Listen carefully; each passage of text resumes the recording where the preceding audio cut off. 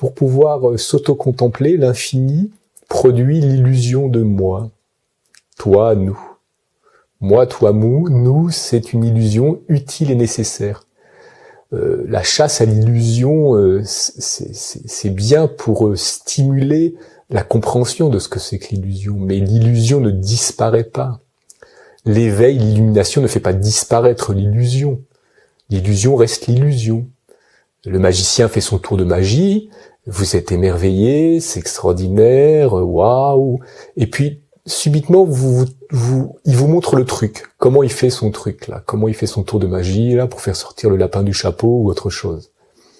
Bien, et bien voilà, la compréhension arrive, et vous comprenez, et émerge un ressenti différent.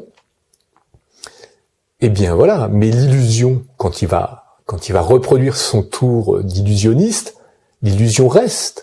Simplement, votre perception, votre compréhension est différente. L'éveil, c'est l'illumination, c'est un peu ça. C'est un peu ça. Encore une fois, on est obligé de parler en images parce que les mots et les paroles ne suffisent pas, mais des fois, les images, les mots et les paroles peuvent aider, c'est des escaliers qui peuvent peut-être aider certains à basculer dans cette réalité infinie éternelle de toutes choses. Et c'est parce qu'il y a cette illusion que se révèle l'ultime réalité. L'illusion est le terreau de l'ultime réalité. Que serait la réalité sans l'illusion? Que serait la vérité sans le faux? Et on retombe dans l'illusion aussi des opposés, qui ne sont pas des opposés, c'est juste des contrastes. Et c'est ça notre religion, c'est le contraste. Si je suis propulsé quelque part dans les étoiles et dans un noir absolu, que je n'ai pas de repère, imaginez juste un instant que vous flottez quelque part, et vous avez une sensation de flotter, mais quand vous ouvrez vos sens, il n'y a pas de haut, il n'y a pas de bas, il n'y a pas de droite, il n'y a pas de son, il n'y a aucun repère. Vous êtes incapable de vous situer par rapport à quelque chose qui serait à droite, à gauche, en haut, en bas.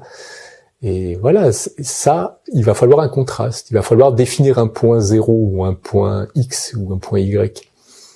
Et c'est les coordonnées dans l'espace, mais ça reste une illusion de fini qui doit se structurer. C'est important de se structurer, cette illusion de fini. Et à partir de cette illusion de fini, de cette illusion de zéro, eh bien, on va pouvoir définir plus l'infini et moins l'infini. Mais c'est une illusion nécessaire. C'est un point de départ. Mais c'est pas parce que c'est le point de départ, on dit voilà, ça commence là, que c'est réalité. Dans l'infini, rien ne commence là.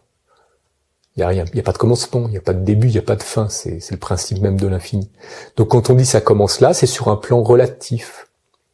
Ça commence là par rapport à quelque chose d'autre. Dans l'absolu réalisé, au-delà de la pensée et du mot, il n'y a pas ça commence là. Ça n'a jamais commencé, ça ne finira jamais. Il n'y a pas de hier, de maintenant et de demain. Il n'y a qu'un éternel, on va dire un éternel présent. Mais même présent, ça ne correspond pas. C'est un éternel infini. Et voilà, on bafouille. Même l'éveillé bafouille, même le plus grand guide va bafouiller. Même des grands éveillés peuvent exprimer cela avec beaucoup de subtilité. Ils auront plein de disciples et les gens vont être intéressés ou avoir un certain intérêt. Parfait, c'est une bonne chose. Mais à un moment donné, le disciple il doit faire son propre chemin. Et c'est là où l'éveil a sa beauté. C'est que, quel que soit le guide spirituel que vous pouvez suivre, le maître, le gourou, appelez ça comme vous voulez, mais, eh bien, à un moment donné, il va falloir expérimenter ce qu'il vous apprend ou vers quoi il vous guide.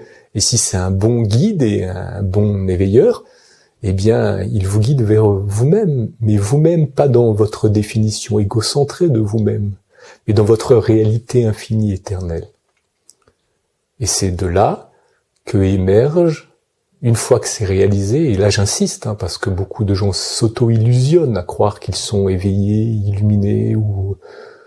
Alors c'est sûr qu'il y a des gens qui sont brillants, il y a des gens qui sont éclairés, il y a des gens qui sont lumineux, et puis il y a des gens qui sont illuminés. Voilà, mais c'est pas forcément une hiérarchie, enfin c'est une certaine hiérarchie dans le monde de la spiritualité, mais c'est pas... L'éveil, c'est pas quelque chose qui est là pour rendre quelqu'un supérieur à l'autre. C'est juste, c'est pas une histoire de supériorité, c'est une histoire de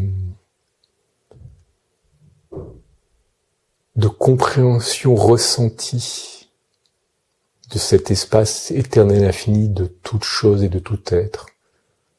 Tout est infini, éternel. Il n'y a pas toi, moi, nous.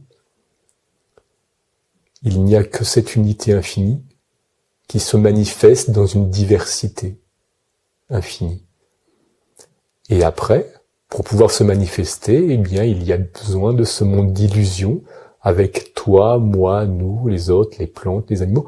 Et ça crée la diversité dans laquelle nous vivons et qui est censée nous permettre de jouir, de vivre du plaisir, de ressentir le bonheur, d'être de la poussière organisée un court instant en homme, en femme, en infini, capable possiblement de réaliser qu'il est l'infini. C'est la supraconscience manifestée.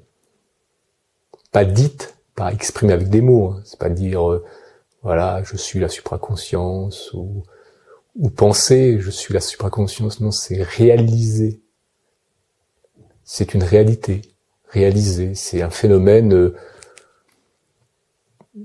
très spécifique où il y a une autocontemplation et une autocompréhension de ce que nous sommes, et une autocompréhension dans un ressenti éternel et infini. C'est notre dimension réelle.